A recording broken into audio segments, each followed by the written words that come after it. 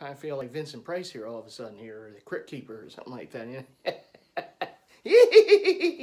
Anyhow, the first of all, I want to give a shout out to my buddy Mark M for hosting us today. Of course, myself, the captain, Jason was there, of course, of the Dirty 30 fame, and his girlfriend Elena, and of course Tony as well. You know, win or lose, it's always a good time. As I said, it's always a good time to hang out with some friends. And, you know, it would have been better if we were able to see a victory, but, you know, it wasn't meant to be. 38-20, Eagles go down. They fall to 3-3 on the season now, 500. I guess if there is any silver lining to this, it's the fact that Dallas, again, found a way to lose to the Jets. Really? The Jets? Okay. But anyhow, no, you know, we can laugh at that all we want, but the bottom line is the Eagles, that was pretty poor. It's always tough to win on the road, as it is. But when you're playing on the road and your cornerbacks decide that they don't even want to show up, I don't even know why they bothered getting off the bus, to be honest. I mean, that performance was piss poor, and I know most of the season it has been. I know last week they played better. I guess it's easier to play better when you're playing against a non-NFL quarterback who has trouble reading defenses, and it just, you know, it makes things a little easier. It's the only game, that and maybe the Redskins game, where the Eagles haven't given up a 100-yard receiver in a game. Of course, last week the Eagles got 10 sacks in a game, and that was an anomaly. You're not going to have that every week.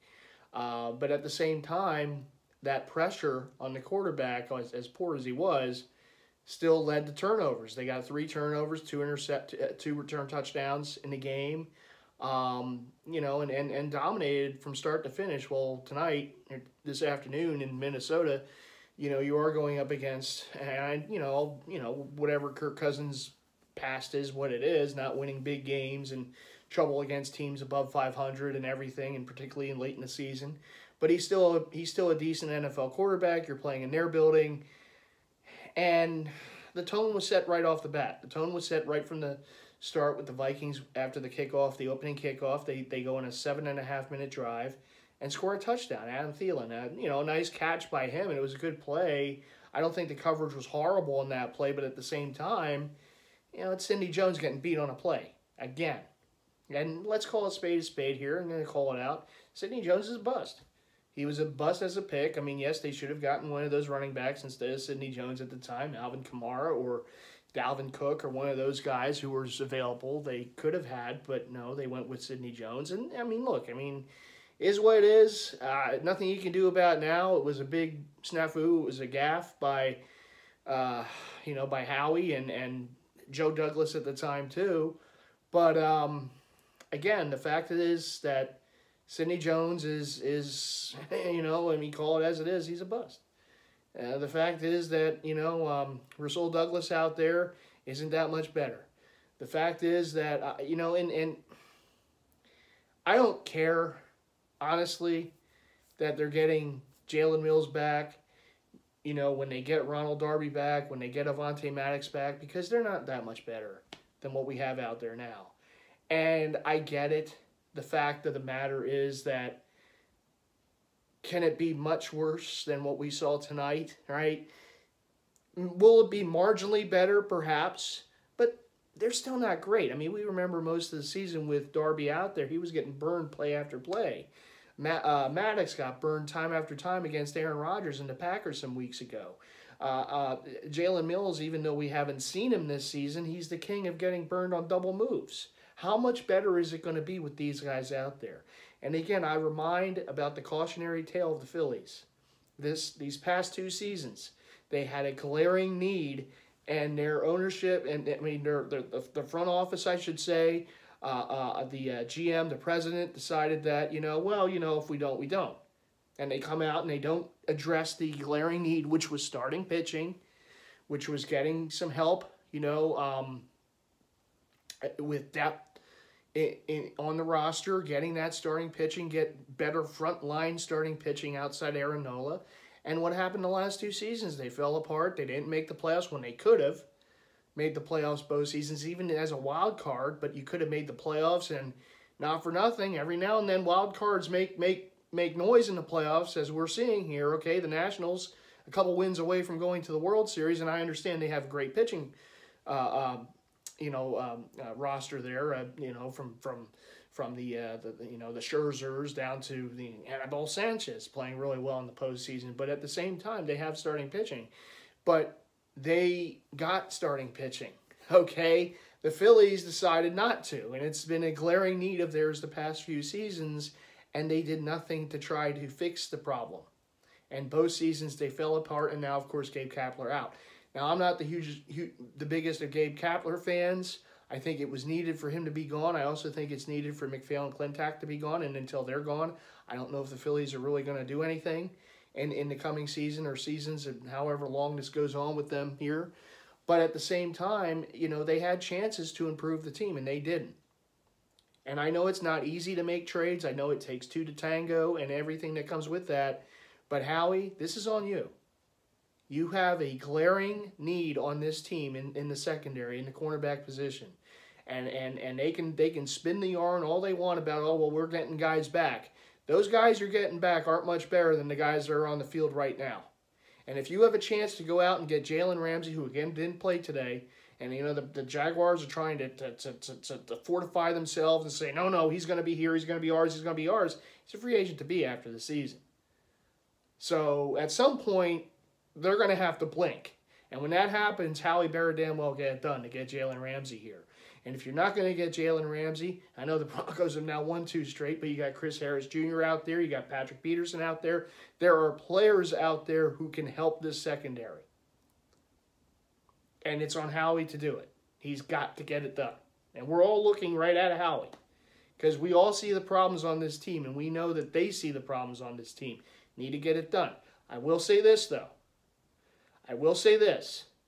It might not matter if you get Jalen Ramsey. I mean, will they be able to cover better when there's breakdowns in the defensive line? Sure. Well, if they get beat on a play, will they be able? Do they have the athleticism to make up for it and still be able to make a play, still be able to cover like Jalen Ramsey can? Sure. Is he a significant upgrade over what we have? Absolutely.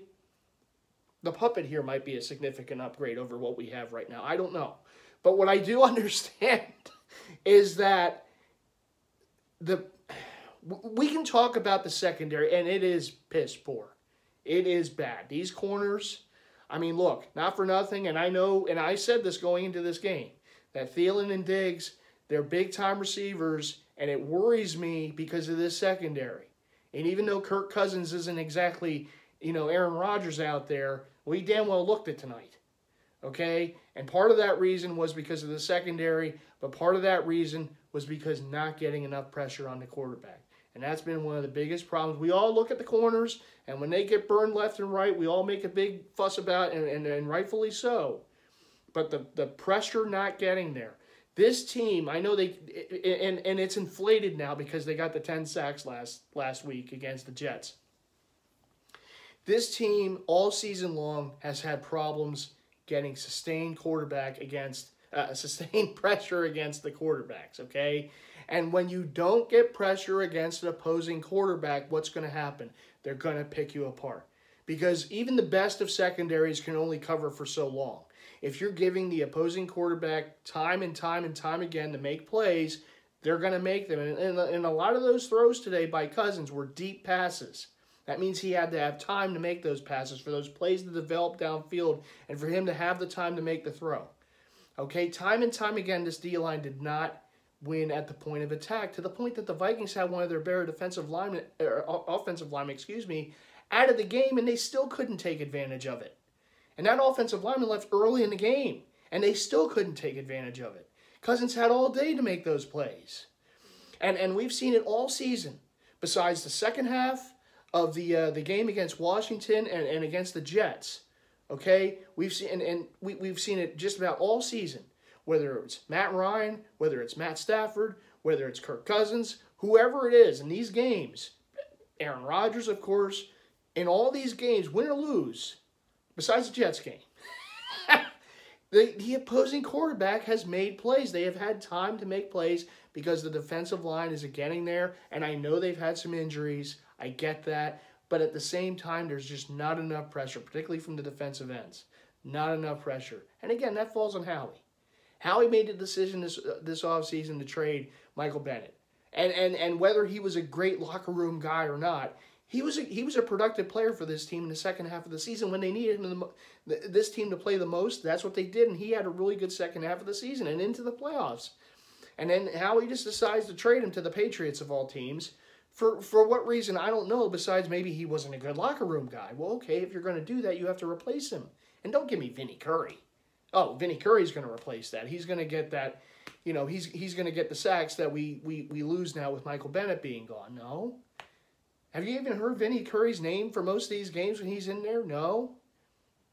And I get it. Brandon Graham was one of those moves, and we saw that with the Phillies years ago because he was a player who was a part of a championship, an older player, but a part of a championship. There's this nostalgia part. And BG will always be remembered here quite fondly for that play he made in Super Bowl 52. Absolutely, the strip sack of Tom Brady. Absolutely one of the key plays in the history of the franchise. But at the same time, they brought him back at an inflated price when maybe you could have gone younger at the defensive end position.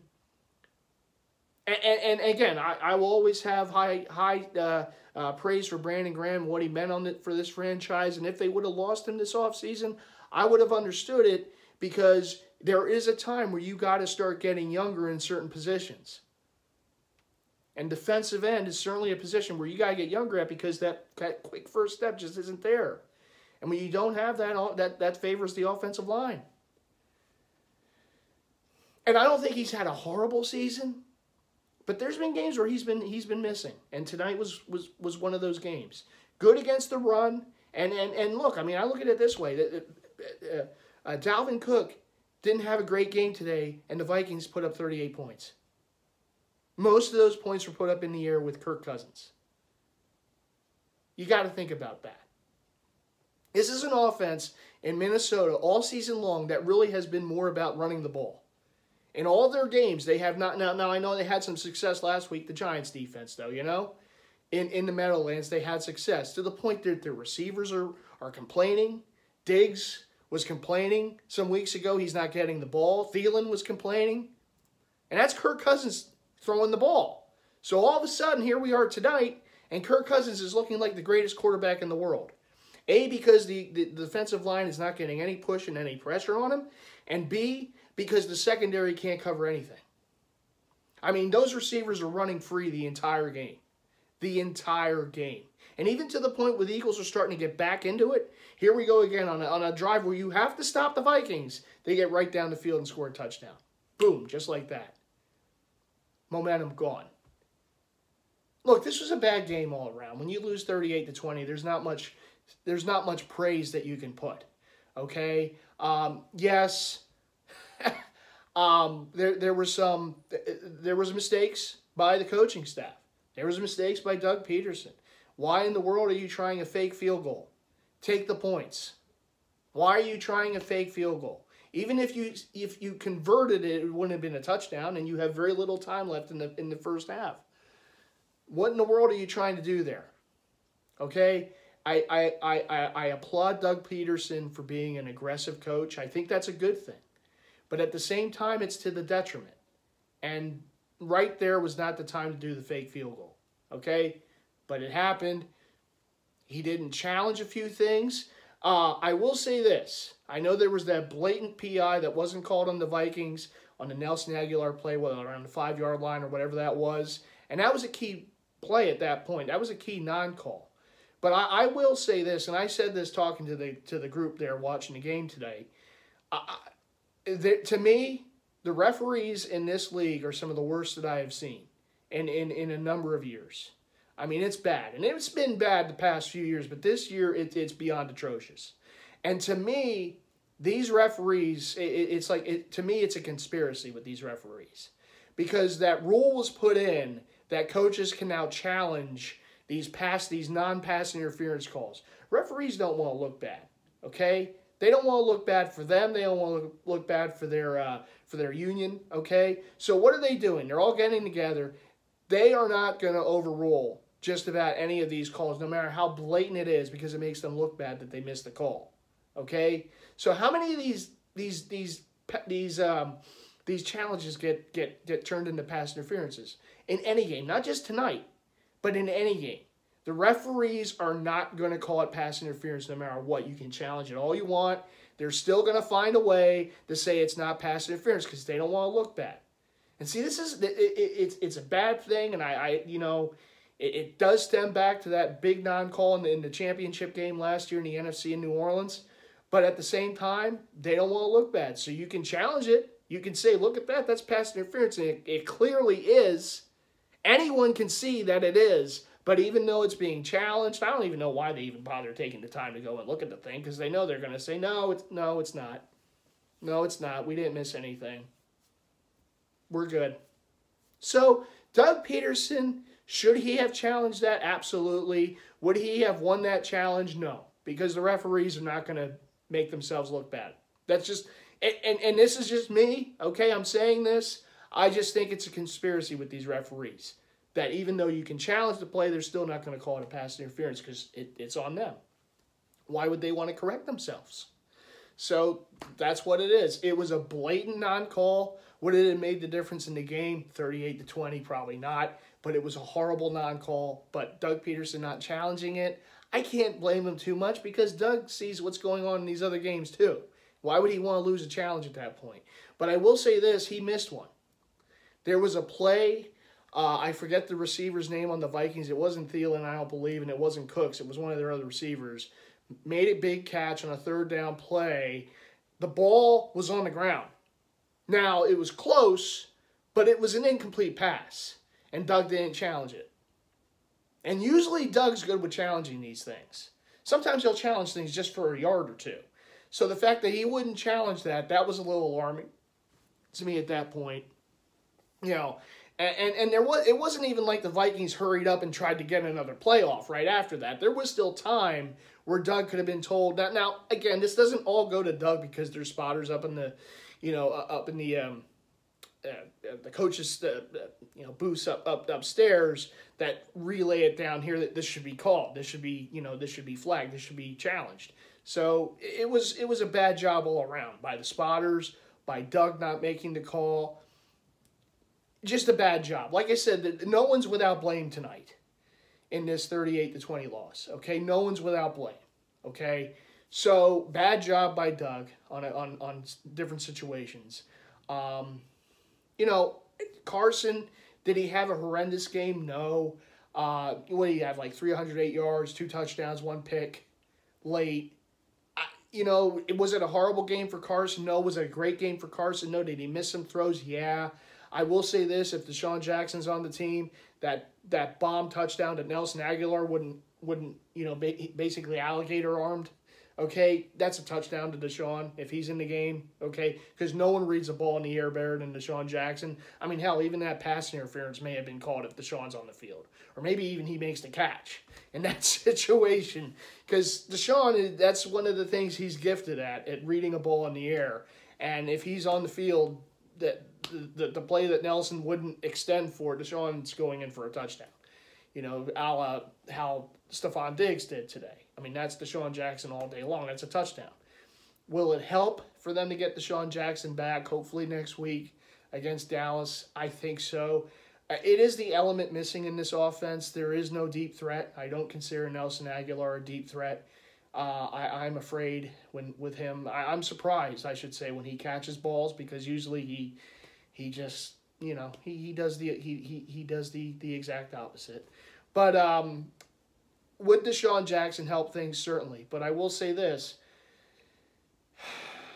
if things are not addressed with this team, particularly with the cornerback situation, with the pass rush situation, you're going to expect this offense to score 30, 40 points a game, to win shootouts every week. And a lot of times you're just not going to be able to do that. Do I trust this defense? No. Would I feel better about things if Deshaun's back, even if Howie goes out and gets another weapon for Carson, a la an A.J. Green, an Emmanuel Sanders? You know, there was talk about Odell Beckham. I don't know what to think about that. Obviously, Cleveland right now is not doing that great. I mean, it would have to probably go in a big tank, you know, to even consider possibly moving on from OBJ. But if that becomes a possibility, whatever. But the fact of the matter still is going to be that this offense is going to have to score 38 points, 40 points a game to win games because this defense is just so inept right now. And like I said before, you get Jalen Mills back, you get Ronald Darby back, you get Avonte Maddox back, Crevion LeBlanc, whoever back in this secondary. Is it going to be enough? Is it an upgrade? Possibly slightly. But isn't an upgrade to the point that I'm going to feel comfortable about the cornerbacks on this team? No, because I still see the problems that they have. And again, I know and it does sound like I'm going around in circles here, backtracking. But again, it does come down to the pass rush. If you're not getting the pass rush, it's not going to matter what you have in the secondary. But at the same time, it would be nice if the secondary can cover just a little bit.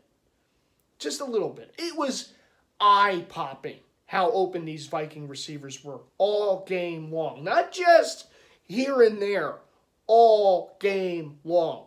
I mean, even on one of those long touchdowns by Stephon Diggs, Thielen was wide open on the other side. Both of them are wide open. And you're talking about not just any no-name receivers here, it's Thielen and Diggs. You would think that you might want to try to cover these guys. And I know they're good receivers. But Diggs looked like Randy Moss in his prime tonight. Or this afternoon in Minnesota. Are you kidding me? That was shades of Randy Moss. All he needed was an 8 instead of a 1. 84 instead of 14. That's freaking Randy Moss out there. And Stephon Diggs, he's been complaining. About Kirk Cousins. In other games, in other weeks. And it is a week-to-week deal. I get that. But pathetic. Pathetic this secondary was tonight. And we've seen this. But this was the worst I've seen. This is just going to the bottom of the barrel and finding a way to go even deeper.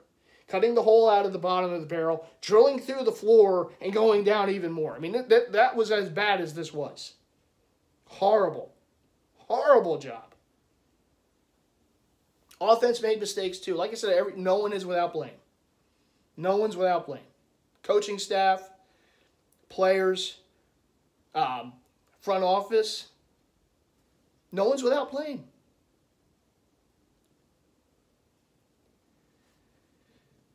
$38-20.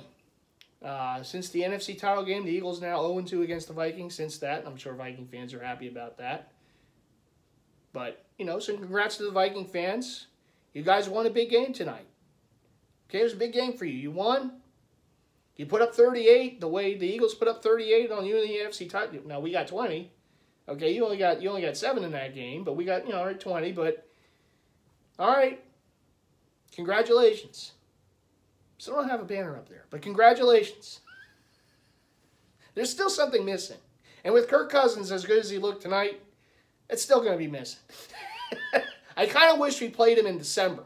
Because Kirk Cousins in December, that's a little different than playing him in October. But at the same time, I digress from that. Look, this was a tough one to watch. It was a tough one to have to just sit there and watch Stephon Diggs. And by the way, the Eagles get one turnover, and they're running out, and they're going to the other end zone and flexing in front of the Viking fans. What in the world? How many plays did you guys give up before that turnover? And I get it was Sendejo, the former Viking, and he made a play, and he was all excited, and they all go running around, and it's what all teams do anymore. Anytime they get a turnover, they go running to the other end zone and doing all these posing. Guys, if you're gonna make one play in a game, when you're giving up plays left and right, maybe you don't go to the other end zone and taunt the fan base with flexing because you're still down in the game. And what did you do after that exactly? How many more plays did this secondary give up after that? But I'm glad you wanted to go and pose and, you know, I don't know. Ugly game today by the Eagles. Particularly with that defense and the secondary and non-pressure on Kirk Cousins by the defensive line and the linebackers. And who was that? Brown was chirping before the game, you know, former teammates with Cousins in Washington saying, you know, this about Cousins. I mean, come on. You know, don't give teams more incentive during a week. And I know it's hard because with social media, it all gets out there. Come on, guys. Come on. You're better than this. I know Brown came from the Redskins, so maybe he's not. But you're better than this. Howie, you got to start making some phone calls, buddy. We need help in certain positions. It would be nice to get a better corner on this team. It would be nice perhaps to get some pass rush on this team. You know, you can't do anything about the injuries, and I don't want to hear anything about I don't want to hear any excuses with these injuries. This team won a Super Bowl with injuries at key positions a few years ago. The New Orleans Saints haven't lost a game since losing Drew Brees those weeks ago. I don't want to hear anything about injuries. Nothing. It's an unfortunate reality. It's an unfortunate part of the game. It also happens when you have an older team and you keep bringing in older players instead of younger players. Okay? Injuries are going to happen. Players break down, particularly when they're older. They break down. Yes, there's a lot of injuries. The defensive line has been decimated with injuries, particularly up front at the tackle position. Certainly. Cornerbacks, they've had injuries. Even today, Nigel Bradham goes down with an injury. Even guys who are in there, like Sidney Jones, they look hurt, even though they're not. So it's one thing after another. I get that, but at the same time, I don't want to hear excuses. I want to see results. I mean, Howie, we praised him the year they won the Super Bowl, rightfully so. He was the GM of the year. He was incredible that offseason, that season, making moves, being aggressive. You know, even last season, bringing in getting some receiver help. Again,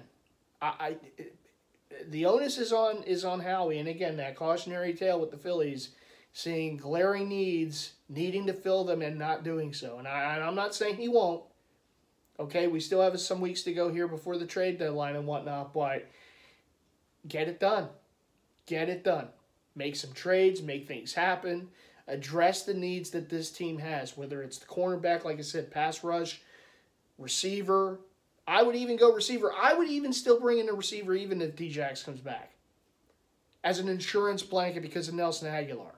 Okay? Like I said, if it's Emmanuel Sanders, if it's A.J. Green, whatever, I would still be in the market and go after another receiver, even with Djax coming back, because I don't trust Nelson Aguilar worth anything. Anything. And the other receivers they have, they're young. I'm not going to call guys busts their first season. Let's see what happens over time with Ortega-Whiteside, but so far, I haven't really seen anything from the guy. Besides that drop against Detroit that could have given them the win, some weeks ago. Young receiver, though. Give him the benefit of the doubt. We'll see what happens in some years. So if you can still go out and get a veteran receiver, a better receiver, and upgrade the slot position, that would be helpful. Getting Djax back would be big because that is one big element of this offense that is missing right now, that deep threat. And there's a few deep threats better than Djax in the league. Even though he's an older receiver, he's still a burner. I mean, the injury he has does worry me because that could take away, some of that speed. And again, if it is something that could be season lingering, maybe Howie needs to go out and get another outside receiver. Like I said, A.J. Green perhaps. If Odell Beckham is available, maybe you make the move with Cleveland and get OBJ here. Maybe. I don't know. Could be just speculation. Could be a lot of rumors on that. I do think there's a real possibility with A.J. Green. The Bengals are not going anywhere anytime soon. And that would be an upgrade if they elect to do that. if D. Jackson's going to be out for a prolonged period of time. And like I said, even if he comes back, I would like to see them improve the slot receiver. Get away from good old Nelly, Mr. Dropsy. Okay, Mr. Alligator Arm, as we saw today. Okay, disappointing. I had a feeling going into this game, though. I really did. You know, sometimes you just have a feeling of like, you know, this could be a tough one. I mean, it's a hostile environment. We have all these issues with the defense that looked like last week they played much better against a horrible quarterback, but okay. But you knew going in that the Vikings have some pretty good receivers and Cook. And look, I mean, they did do a good job neutralizing Cook. The one thing that I'm watching this game, and I'm going, how many times is this defense going to get burned on this play action fake? Why do they still? They just got caught up in the play action every time. Damn. Yeah, they would just jump at that play action every single time. It was there all game long. Again, the discipline wasn't there. Discipline was not there with this defense tonight. And I know they've had some problems and all, but the discipline was not there at all. Guys playing out of position. It just looked bad. It looked horrendous. Viking fans enjoyed it. But it just, watching this game, I'm just going, man, I want to play this team again when the circumstances are different. Hopefully Howie makes some moves because, like I said, look, I know it's 38-20. We play this team again in the playoffs somehow this year. I still would feel the Eagles have a shot against give us Cousins in December. Give us Cousins in January. I think we would have a shot if Howie improves the cornerback position. We have wide receivers, you know, whatever, more healthy, whatever. I think we would have a shot. But not if they played the way they did tonight. And you know what? It doesn't matter who they played. If they played like this against anybody, they're going to have trouble. We play Dallas next week. Big, huge game. Huge. Both teams are 3-3. Dallas is an absolutely desperate team playing in their building. And I know they have their problems, the Cowboys. They have their problems. Okay? Last 3 weeks they have lost. They haven't looked good at times in those games. They look dysfunctional. But when you're playing a secondary like the Eagles, I mean, even Cooper with a hurt hamstring, I think could still beat some of these cornerbacks. So it's a big game. It's a big game for the division lead. The fact is, if the Eagles can win this game next week, the next time they play Dallas is here. Advantage Eagles, okay? These are monster games against Dallas. And every week is big, and every game you want to win. But these are huge games right now. You got a 3-3 Eagle team against a 3-3 Cowboy team. You win that game, you're 4-3. And they still got a lot of tough games ahead of them. Okay? They got at Buffalo, the Chicago game, after the bye week, it's the hoodie coming in, and the Patriots, and then you got the Seahawks who are resurgent. You know, they're coming in. Tough games, tough schedule. The second half of the schedule looks a little less, you know, but again, if they play the way they did tonight defensively, you're going to have trouble against anybody. Got to get right. Got to get discipline. Will it help getting some of these guys back in the secondary a bit? You know, am I still encouraged, you know, knowing that this team can win games because when their backs are to the wall, they're as resilient as you're going to find any team in the league? Absolutely. They can. They can go to Dallas next week on Sunday Night Football and come away with a victory. I fully, there's no way that I can feel any other way because I've seen how this team plays when their back's to the wall, to the point of winning a Super Bowl. Okay, so I know what they're capable of. But it also worries me. It also worries me about this secondary, about this defensive line, about the linebackers. Not getting enough pressure, not getting enough push. And the same thing is next week. If you let Dak sit back there, he's going to pick you apart. He is Captain Dink and Dunk, but he will pick you apart. Injured Cooper or not, he will pick you apart. I feel they could neutralize the run. I mean, they've been really good against the run all season. I mean, Zeke is as huge a part of that offense as anything else. It's like when Zeke doesn't have a big game, Dallas usually loses. Okay? is usually what happens. So if you can neutralize Zeke, you have a shot to beat that team. But still, you got to get pressure on number 4. I know he's an athletic quarterback. He can get away from the rush. He keeps plays alive, but got to get pressure on him. Got to win that point of attack. And the Eagles did not win that today. Did not. Really both sides of the ball. Not a great game by the offensive line either. Vikings got a lot of pressure on Carson Wentz. He got away from time to time. That's what Carson does. He's an athletic quarterback. He keeps plays alive. Okay? Not the greatest game by Carson today, but I don't think Carson lost this game. I think the game was certainly lost up front where you got to win. It was lost. It was lost on the defensive side of the ball, and it was lost on the offensive side of the ball. Not a great game by Doug. It just wasn't enough. I didn't see enough. Aggressiveness by Doug tonight. Some of those play calling was a little questionable, not challenging certain things, even though, like I said, the pass interference, referees aren't going to overturn that stuff. They just aren't. They don't like that rule being in it, and this is their way of protesting it. Right or wrong, this is what they're doing. Most of these challenges, like I said, that are called, that the flag comes out, they don't overturn. And it's their way of protesting this, and I think it's ridiculous. I think these referees, I think most of them should be fired after this season, to be honest with you. I think it's been atrocious, the refereeing in all games, not just Eagle games, in all games. But at the same time, I mean, look, I can't 100% blame Doug for that, but that was a horrible non-call. Horrible non-call in that pass interference in Aguilar, but it is what it is. The fact he didn't challenge, like I said, that one play where the ball was on the ground with the receiver, that should have been challenged. It wasn't. Usually Doug's good about that. Usually the spotters are good about that. I don't know what happened there. But, all told, even the non-challenges or whatever, it just wasn't a good game by Doug. Not a good game by the coaching staff at all. And look, when you lose 38-20, that's what it is. Like I said, enough blame to go around. Bad. And they got to get this thing right. Got to get the ship righted. Hey, look, their backs to the wall. Dallas's backs are certainly against the wall, okay? They've lost 3 straight. We are playing a wounded animal next weekend on Sunday Night Football. They are wounded. They're desperate. And sometimes the favor to the desperate team is the home team. And that's what Dallas is next week.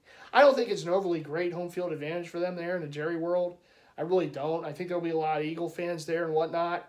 It's just a huge building that Dallas... I just don't see that as a great home field advantage for the Cowboys. Okay, I don't think it's ever really been. So I don't know if there's this great home field advantage for them next week. But at the same time, they're playing at home. And they are playing an Eagles team with a secondary that just couldn't cover you or me. And I'm slow. I could probably make some plays against the secondary. You throw the ball up to me, I might be able to make a play here and there. Then they'll tackle me and I'll be out for the rest of the season. But I might be able to make a play. So anyhow, look, rough one. This was as bad a game that I've seen since that New Orleans game last year. And that was rough. That was worse than this. But there are things that need to be corrected. Can they correct them in 1 week? I don't know. Getting some guys in like Jalen Mills might help a little bit. He's a good red zone cornerback. He's a good end zone and red zone cornerback, but he gets burned a lot. So I'm not going to say, oh, Jalen's going to be the savior here, because I've seen what Jalen Mills can be. We've all seen Jalen Mills get beat on double moves before, so, but is he an upgrade over Sidney Jones? Yeah, I mean, like I said, the puppet here, the football pumpkin might be an upgrade over Sidney Jones at this point, but it is what it is. But look, congrats to the Viking fans, Jacob and the like. I mean, you guys, look, your team played well tonight. They did. They earned the game. I mean, 38 points, and they earned it. They made the plays that were there to be made, because the Eagles' defense was just horribly soft tonight. But they made the plays, and the plays were there to be made, and they didn't miss. And Kirk Cousins didn't miss. When there was a play to be made downfield, he didn't miss. I mean, I was surprised when Viking receivers didn't come up with some plays, some catches. It's like every time the ball was in the air, I just expected for Diggs or Thielen or one of their other receivers to make a catch, because it just seemed to be the way it was going to go all game long.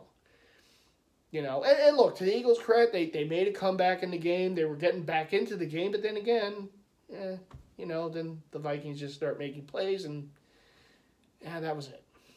That was it. But this is a resilient team. We've seen this before. Their backs are to the wall. It's a huge game next week on primetime televisions, national televised game, Sunday Night Football at Dallas. Huge game. 2, 3, and 3 teams, both kind of reeling after this week. Dallas after a few weeks. Get it right, Eagles, because this is a big one. You win this game, you somehow get the Buffalo and the Bears game, and all of a sudden now you're 6-3.